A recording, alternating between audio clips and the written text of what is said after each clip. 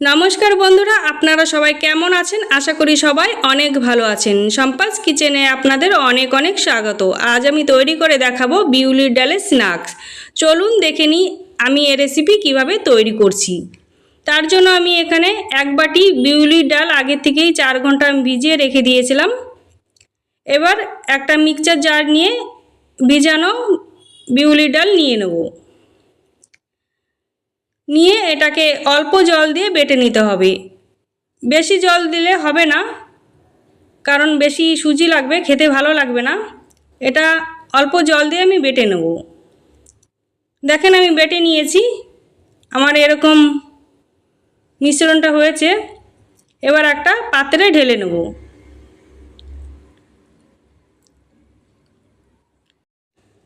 আমি এখানে ঢেলে নিয়েছি। এবার আমি ওই বাটির এক বাটি আমি বিউলির ডাল ভিজিয়ে রেখেছিলাম, তার অর্ধেকটা নিয়ে নিয়েছি সুজি। এবার বিউলির ডাল মিশ্রণের ভিতর আমি অল্প সুজি দিয়ে মিশিয়ে নেব। আমার আরও সুজি দরকার হবে, তাই আমি পুরোটা দিয়ে দিলাম। দিয়ে ভালো করে মিশিয়ে নেব।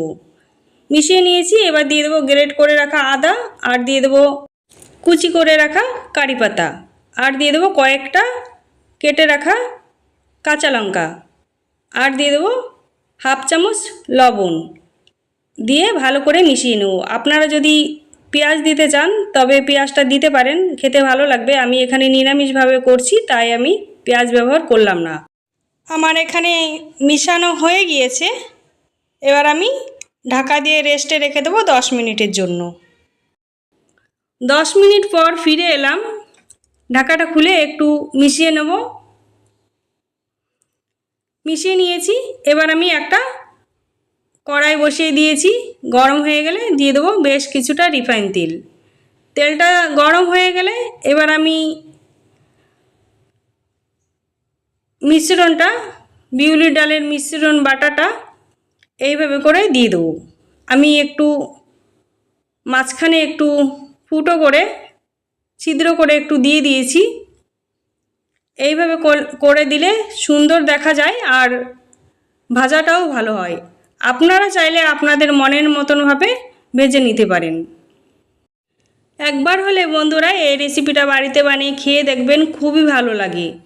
এটা সন্ধ্যায় চায়ের সঙ্গে, কিংবা রাতে ডিনারে, কিংবা সকালে টিফিনেও আপনারা খেতে পারেন।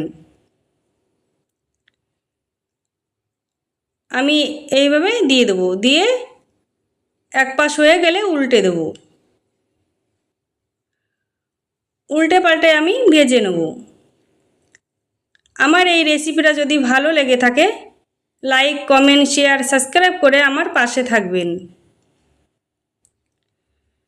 দেখেন আমি ভেজে নিয়েছি। এবার আমি তুলে নেব। তুলে নিয়েই একইভাবে আমি সবগুলো দিয়ে দেব। সবগুলো দিয়ে উল্টে পাল্টে লাল লাল করে ভেজে নেব। এটা চিলি সস কিংবা টমেটো সসের সঙ্গে আপনারা খেতে পারেন। আমার ভাজা হয়ে গিয়েছে। এবার আমি তুলে নেব। তুলে নিয়েই সার্ভ করে দেব বিউলির ডালের স্ন্যাক্স। দেখেন একটা ভেঙে দেখিয়ে দিচ্ছি কত সুন্দর হয়েছে। এটা আমি মটরের তরকারির সঙ্গে পরিবেশন করলাম। আজকে তাহলে এই পর্যন্ত। আবার দেখা হচ্ছে নেক্সট এপিসোডে।